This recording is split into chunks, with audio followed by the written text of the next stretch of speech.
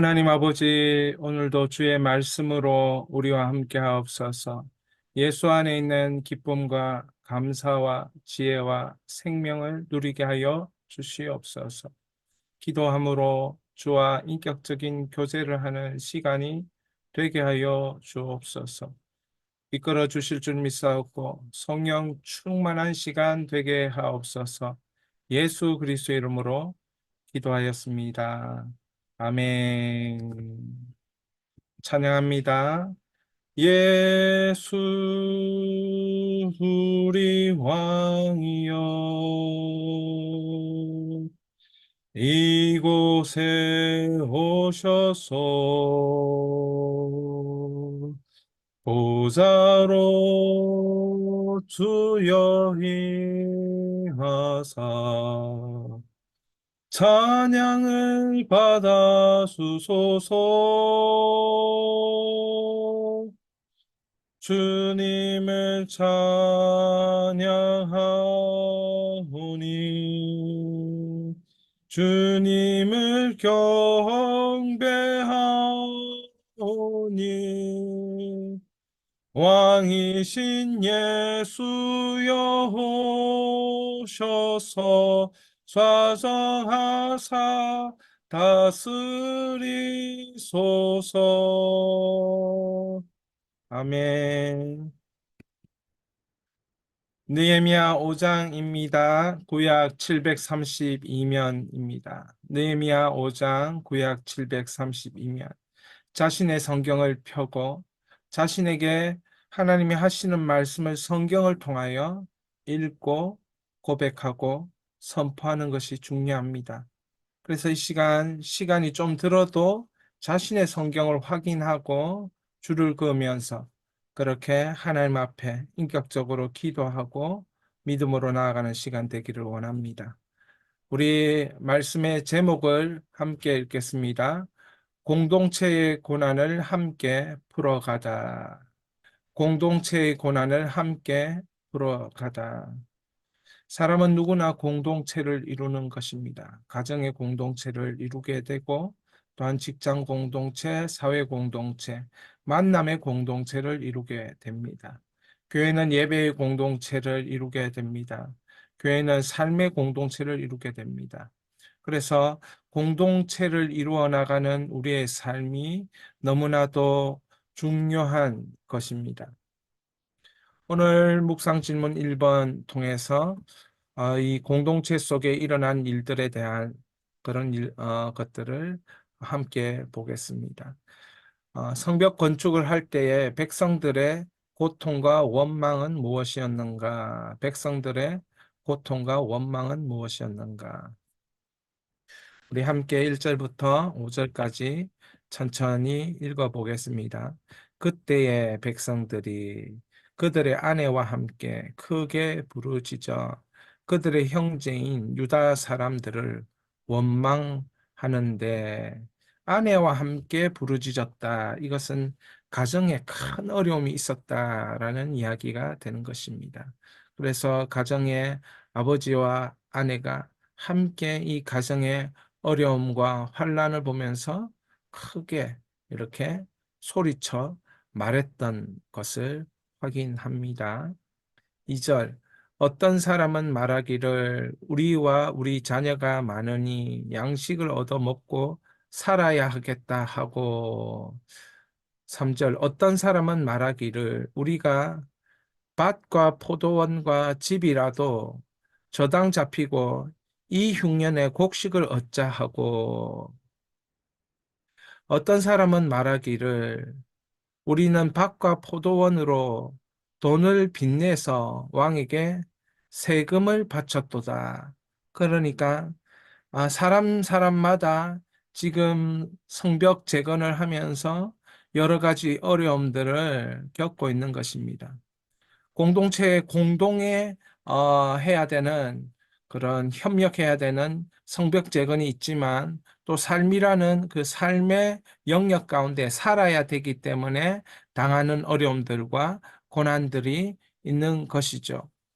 이러한 분배에 있어서 여러 가지 어려움들이 있었을 것이다. 이런 생각이 들고 더불어서 이 당시가 오늘날 세대와는 전혀 다른 정말 얼마나 아무것도 생산되는 것이 딱 제한되어 있는 그런 세계 속에 살고 있는 것이기에 참으로 많은 어려움이 있었을 것이다. 이렇게 생각해 볼 수 있습니다. 그래서 어떤 사람은 흉년으로, 어떤 사람은 이렇게 왕에게 세금 바치는 것으로, 세금이 너무 많아서 밭과 포도원을 통해서 빚을 내어서 이렇게 왕에게 세금을 바쳤다.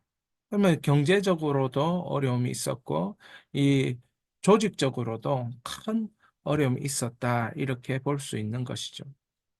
또 5절을 함께 읽겠습니다. 우리의 육체도 우리의 형제 육체와 같고 우리의 자녀도 그들의 자녀와 같거늘 이제 우리 자녀를 종으로 파는도다. 우리 딸 중에서 벌써 종된 자가 있고 우리의 밭과 포도원이 이미 남의 것이 되었으나 우리에게는 아무런 힘이 없도다 하더라. 아무런 힘이 없도다 하더라. 그러니까 지금 보면은 사람은 똑같은 사람이 아니냐.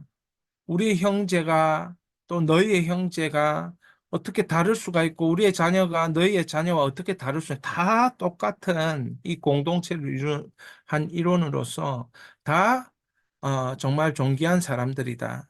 그런데 우리의 딸 중에 벌써 종된 자가 있다. 이 당시에 담보를 잡을 만한 빚을 내었을 때 내기 전에 담보를 잡을 만한 토지나 이런 집이나 이런 것이 없으면 자신의 자녀를 담보로 잡아서 돈을 빌렸습니다. 돈을 빌리면서 무엇을 합니까? 그 돈이 갚아지는 그날까지 이 자녀들이 그 집의 종으로서 노동력을 정말 그곳에서 계속 일을 하면서 갚아 나가는 것이죠. 이러한 가정의 어려움들이 있을 때 이 고난과 원망, 고통 이런 것들이 이제 함께 오니까 백성들이 크게 부르짖는 그런 상황이 생긴 것입니다. 성벽 재건을 하려고 하는, 건축을 하려고 하는 그런 아주 중대한 이슈와 공동체의 사명을 이루고 있는 가정 가운데 있는데 이러한 가정의 문제, 가난의 문제, 이것이 공동의 목표를 이룰 때 발목을 잡게 되는 것들을 우리가 보게 되는 것입니다. 이때 느헤미야는 우리 2번을 함께 읽겠습니다. 느헤미야는 당시 백성들의 고통에 대해 어떻게 대처하는가? 당시 백성들의 고통에 대해 어떻게 대처하는가? 6절에서 13절입니다. 우리 6절에서 13절을 읽어 내려갑니다. 내가 백성의 부르짖음과 이런 말을 듣고 크게 노하였으나 지금 크게 노했다라고 했습니다. 이 백성들의 이 고통과 아픔 때문에 이 지도자, 총독으로서 굉장히 이런 일들이 일어나는 것에 대해서 이 분을 내고 있는 분이 났던 그런 상황입니다. 그런데 7절에 보면 깊이 생각하고라고 되어 있습니다. 깊이 생각하고 오늘 제가 느헤미야 5장을 읽는 중에 깊이 생각하고 이것이 나의 마음에 크게 와닿았습니다. 여러분, 삶에 분노가 있고, 삶에 어려움이 있고, 삶에 안타까움이 있을 때 하나님을 경외합니다. 하나님을 의지합니다. 그러면서 하나님이 우리에게 주신 생각들을 깊이 사고할 수 있는 그런 순간들, 그런 시간들을 확보해야 되겠다. 이런 생각이 들었습니다.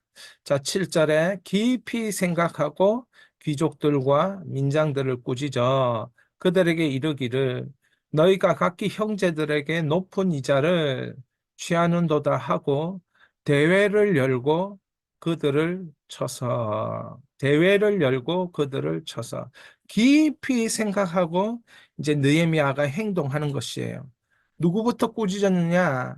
가진 자들부터 귀족과 민장 같이 함께 이제 리더십으로 있는 사람들을 먼저 꾸짖었습니다. 그리고 그들에게 이르기를 각기 형제들에게 높은 이자를 취하는 것에 대한 책망을 하기 시작했고, 그래서 대회를 열고 그들을 쳤다 되어 있습니다. 그들을 쳤다. 여기서 쳤다라는 이 표현은 어떤 표현일까 이런 생각을 해볼 때에 그들을 나무랬다, 그들의 어떤 것을 징계했다 이런 쪽으로 볼 수 있겠습니다. 어쩌면 곤장을 치는 그런 일들이 있었지 않았는가 이런 생각도 해봅니다. 자, 8절. 그들에게 이르기를 우리는 이방인의 손에 팔린 우리 형제 유다 사람들을 우리 힘을 다하여 도로 찾았거늘 너희는 너희 형제를 팔고자 하느냐 더구나 우리 손에 팔리게 하겠느냐 하매 그들이 잠잠하여 말이 없기로 어떻게 이렇게 할 수 있냐 이렇게 행동하는 게 같은 동족으로서 할 수 있는 일이냐 우리가 이방인의 손에 포로로 팔려가서 그렇게 사는 그 안타까운 세월들을 보낸 그 세월들을 생각해 본다면 우리가 우리 자녀들을 돈에 팔고 이렇게 동족들을 이렇게 노동의 수단으로 그리고 빚을 내고 이런 수단으로 하는 게 맞냐? 너희들 상식적으로 생각을 해봐라. 너희들이 귀족이고 민장이고 여기에서 이 공동체의 리더라면 이런 행동 할 수 있냐는 것이죠. 그래서 느헤미야가 8절에 뭐라고 9절에 뭐라고 얘기합니까? 함께 읽겠습니다. 내가 또 이르기를 너희의 소행이 좋지 못하도다. 우리의 대적 이방 사람의 비방을 생각하고 우리 하나님을 경외하는 가운데 행할 것이 아니냐. 이런 소행은 우리를 대적하는 그 비방자들을 생각해 볼 때, 우리를 조롱하고 멸시하는 자들이 생각해 볼 때, 그 사람들이 우리를 얼마나 우습게 보겠느냐. 우리를 얼마나 멸시하겠느냐. 같은 동족끼리 저렇게 산다면서. 같은 동족끼리 어떻게 저렇게 할 수 있냐고. 우리를 비웃음거리로, 조석거리로 삼지 않겠냐. 그런 생각 좀 해봐라. 그리고 하나님을 정말 믿는다면 너희들이 동족에 대해서 이웃에 대해서 어떻게 이렇게 행할 수 있냐? 살아계신 하나님을 경외한다면 사랑하는 여러분, 살아계신 하나님을 경외한다면 어떻게 행동해야 되는지 답이 나오는 거예요. 그래서 10절 나와 내 형제와 종자들도 역시 돈과 양식을 백성에게 구워 주었거니와 우리가 그 이자 받기를 그치자. 그 이자 받지 말자. 구워준 돈 이제 받지 말자. 그렇게 제안했습니다. 느헤미야가. 11절 그런즉 너희는 그들에게 오늘이라도 그들의 밭과 포도원과 감람원과 집이며 너희가 구워준 돈이나 양식이나 새 포도주나 기름의 100분의 1을 돌려 보내라 하였더니 돌려 보내라. 받은 거 다 돌려줘라. 여러분 이런 총독으로서 이런 지시를 내린다는 게 이게 보통 어려운 게 아닙니다. 왜냐하면 이렇게 하고 나면 반대 세력이 반드시 생기기 마련이거든요. 여러분 자기의 것을 들여서 자기의 것을 이렇게 자기의 권한이 축소되고 자기의 것이 없어지고 이러면 반드시 반대 세력이 생기기 마련이에요. 그럼에도 불구하고 이렇게 강력한 느헤미야가 지도를 한 거예요. 강력한 메시지를 던진 거예요. 그때 12절에 보면 그들이 말하기를 우리가 당신의 말씀대로 행하여 돌려보내고 그들에게서 아무것도 요구하지 아니하리이다 하기로 내가 제사장들을 불러 그들에게 그 말대로 행하겠다라고 맹세하게 하고 여러분 앞에서 말하고 뒤에서도 동일하게 행하라고 느헤미야가 촉구하고 있는 장면이고 그리고 느헤미야의 말을 가운데 그 권위 가운데 복종하면서 우리가 잘못했다라고 시인하는 장면이 것이에요. 참 이런 장면은 정말 너무나도 하나님 앞에서 아름다운 장면이죠. 우리가 우리의 잘못을 인정하고 우리가 서로를 향하여서 우리의 모든 기득권을 내려놓고 정말 하나가 될 수 있는 그런 자리를 마련한다. 이것이 지도자가 해야 될 일이고, 그리고 백성들은 동일하게 하나님을 믿는 자녀들은 함께 하기 위하여서 자기를 포기하고 희생하는 헌신의 삶을 느헤미야처럼 살게 되는 것을 우리는 보는 것입니다. 그래서 한 사람의 헌신, 한 사람의 희생이 얼마나 값진 것인가 이런 생각을 해보게 되는 것이죠. 13절에서 그래서 느헤미야가 이렇게 얘기합니다.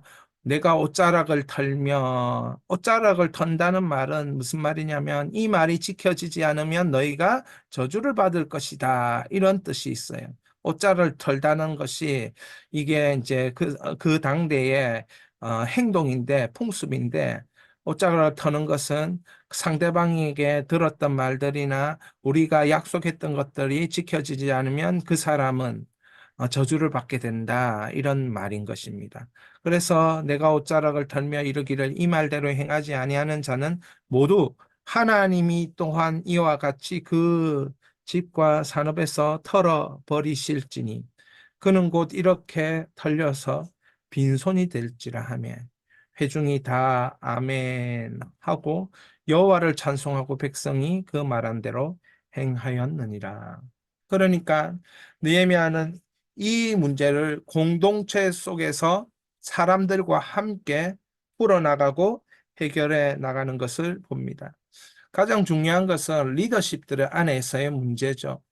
한 사람의 헌신만이 필요한 것이 아니고 한 사람과 헌신하는 함께 헌신하는 중간 리더들의 그 삶이 문제가 되는 것이에요. 그래서 그들과 함께 마음을 맞추고 하나 된 삶의 행동들을 하는 것이 매우 중요하다. 이런 것들을 우리는 오늘 5장을 통해 확인하는 것입니다. 자, 12년 동안 느헤미야가 총독으로서 하나님께 드린 헌신의 삶이 있었습니다. 그래서 12년 동안 느헤미야의 삶을 우리가 14절 이후부터 확인하는 것입니다. 느헤미야가 총독으로 있을 12년 동안 무엇을 받지 않았는가? 14절에 보면 또한 유다 총독으로 세움을 받은 때 곧 아닥사스다 왕제 20년부터 제32년까지 12년 동안 나와 내 형제들이 총독의 녹을 먹지 아니하였느니라. 나와 내 형제들, 나와 함께 있는 가족들이라고 볼 수 있습니다. 그러니까 12년 동안 무상으로 봉사했던 것이에요. 참 이건 엄청난 희생이었죠.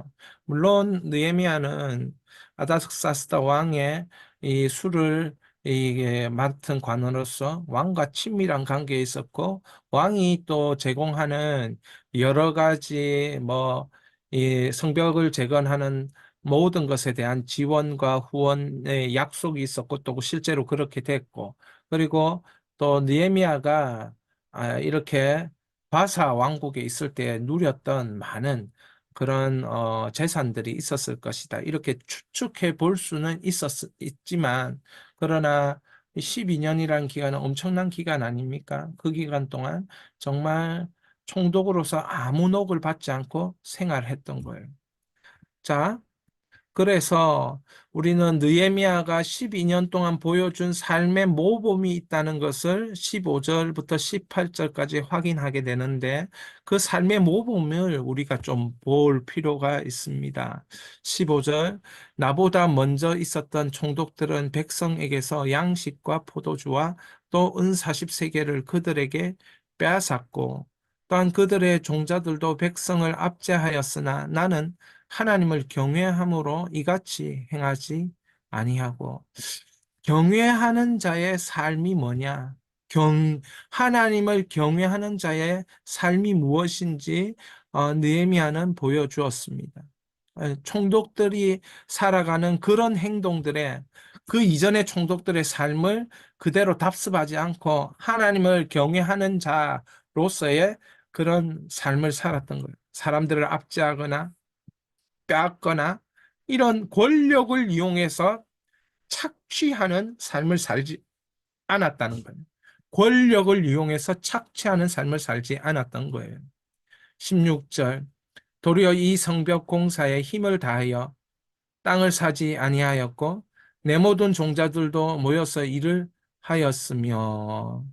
자, 땅을 사지 않고 이윤이 될 만한 그런 활동들을 하지 않았어요. 물론 그도 인간이었기 때문에 인간의 탐심이 있어서 뭐 우리가 재산을 이렇게 뭐를 합니까? 재산을 불리는 그런 작업들을 정치인들이 하잖아요. 그런데 그런 일들을 하지 않은 거예요. 느헤미야는 오직 하나님이 주신 그 마음과 비전에만 집중하기 위하여 다른 것에 대해 하지 않는 거예요. 그 땅을 사지 아니하였고 하면서 내 모든 종자들도 내 모든 가족들도 같이 모여서 일을 하고 그런 어떤 이윤을 창출할 만한 그런 일들을 하지 않은 기득권을 가지고 권력을 가지고 권력 행사를 하는 일들을 하지 않았다는 그것이 경제적으로 뭔가를 얻게 만들 수 있었지만 그런 것 하지 않았다는 거죠. 17절. 또 내 상에는 유다 사람들과 민장들 150명이 있었고 그 외에도 우리 주위에 있는 이방 족속들의 중에서 우리에게 나온 자들이 있었는데 150명을 어떻게 했습니까? 18절 매일 나를 위하여 소 한 마리와 살찐 양 6마리를 준비하여 닭도 많이 준비하고 열흘에 한 번씩은 각종 포도주를 갖추었나니 비록 이같이 하였을지라도 내가 총독의 녹을 요구하지 아니하였음은 이 백성의 부역이 중함이었더라. 이 백성의 부역이 중함이었더라. 오늘날도 가난한 사람들이 어떤 아프리카나 힘든 나라들에서는 자녀를 통해서 자녀를 일찍 시집 보내면서 그 지참금을 받는다든지 그리고 노예로 판다든지 이런 일들이 일어나고 있죠. 실제로 가난을 해결하기 위해서. 느헤미야는 이 성벽 재건이라는 하나님의 비전, 하나님의 마음을 이 백성들을 위해서 이 예루살렘의 성전을 중심으로 성곽을 세우고 성벽을 세우는 이 일들을 하면서 150명 정도를 먹이고 살리고 함께 하는 일들을 하게 된 것입니다. 그러면서 뭘 하지 않았다는 겁니까? 총독의 녹을 받지 않고 이게 전부 다 사비로 지금까지 이 바사 페르시아 이 아닥사스다 왕의 이 공직을 생각하면서 모았던 재산을 가지고 사람들에게 나누고 베풀고 함께 일하기 위해서 그렇게 살았다는 거예요. 자, 이런 것을 보면 느헤미야가 참 삶 중에 하나님께서 주시는 비전과 하나님께서 주시는 마음을 얼마나 소중하게 다루었는지 보는 것입니다. 하나님을 경외한다는 것이 무엇인지 우리로 하여금 알게 하는 것이죠. 저는 정말 하나님을 경외하고 전적인 희생을 통하여 공동체를 살리는 것이 이것이다라고 깨달으면서 앞으로 제가 우리 교회 공동체나 가정 공동체, 그리고 삶의 여러 가지 만남의 공동체를 통해서 내가 어떤 삶이어야겠는가, 이런 것들을 참 생각해 보면서 하나님을 경외하는 삶의 모범이 저에게 있어야겠다. 참 경외하는 것이 무엇인지 더 깊이 생각하고 행동해야겠다. 특별히 저는 오늘 느헤미야의 삶 중에서 깊이 생각하고 정말 하나님을 경외하는 것이 무엇인지 깊이 생각하고 백성들의 아픔과 고통이 무엇인지 깊이 생각하고 나의 삶을 어떻게 행동하고 처신하고 대처해야 될지 깊이 생각하고 이렇게 정말 실천하고 적용해야겠다 이런 생각이 듭니다. 느헤미야가 19절에 이렇게 얘기합니다. 나의 하나님이여 내가 이 백성을 위하여 행한 모든 일을 기억하사 내게 은혜를 베푸소서. 내게 은혜를 베푸소서. 정말 하나님을 경외하는 자의 이 하나님을 향하여서 하나님 은혜 베풀어 주셔야 계속적으로 저에게는 이런 삶을 살 수 있습니다. 이 공동체를 이끌어 가는데 그냥 이끌어 갈 수 없습니다. 정말 제가 헌신하고 희생하면서 하나님 살아계심을 보여주는 경외하는 자의 그 모범을 다할 수 있도록 은혜를 베풀어 주옵소서. 그렇게 기도하는 것입니다. 기도의 모습으로 이 공동체의 고난을 풀어가고 있는 것입니다. 마지막 기도를 보면서 자, 공동체의 고난을 함께 풀어가다. 혼자 풀 수 있다면 얼마나 좋겠습니까? 그런데 하나님과 함께 또한 믿음의 형제들과 함께 가족들과 함께 풀어갈 때에 공동체가 생명의 능력을 경험하게 되는 것이에요.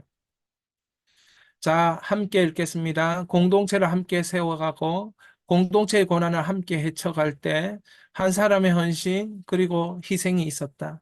이것은 주께서 주신 비전이 있었기 때문에 당연하게 살아가는 하나님을 경외하는 자의 삶이었고 하나님의 은혜를 바라보는 삶이었다. 여러분, 한 사람에게 주신 비전, 성벽 재건을 통하여서 예루살렘을 중심으로 한 백성들의 안전망을 이룰 수 있는 삶, 안전하게 살아가면서 삶을 이렇게 맺어갈 수 있는 삶, 살게 하기 위해서 성벽을 세워가는데 그 비전을 주신 하나님 앞에서 경외하는 자의 삶, 은혜를 바라보는 삶, 한 사람의 헌신, 한 사람의 희생이 꼭 필요하다는 것이죠. 어찌 보면 우리가 정말 우리의 직장 생활 하는 것도 헌신이고 희생이고, 우리가 공부하는 것도 헌신이고 희생이고, 우리의 삶에 충실히 우리 시간을 충실하게 살아가는 것도 헌신이고 희생이라는 것이에요. 하나님께서 주신 비전이 있다면 우리에게는 반드시 뭐가 필요합니까? 고난 가운데 헌신과 희생을 하는 리더가 되어야 한다. 지도자가 되어야 된다. 그래야 공동체를 살릴 수 있습니다. 세울 수 있습니다. 우리 함께 기도합니다. 주여, 주님이 원하시는 생명 공동체는 그냥 세워지지 않는 것을 깨닫습니다. 함께 읽겠습니다. 주여, 주를 경외함으로 행하는 자 되게 하시고 그런 삶의 은혜를 베푸셔서 하나님이 원하시는 생명 공동체로 풍성하게 하소서. 우리 이 시간에 생명 공동체로 풍성하게 해달라고 주여 은혜를 바라보고 경외하는 자의 삶이 되게 하여 주시옵소서. 모범을 보이는 희생과 헌신으로 공동체를 함께 세우고 풍성한 공동체를 만들게 하여 주시옵소서. 주여 부르짖고 기도합니다. 주여.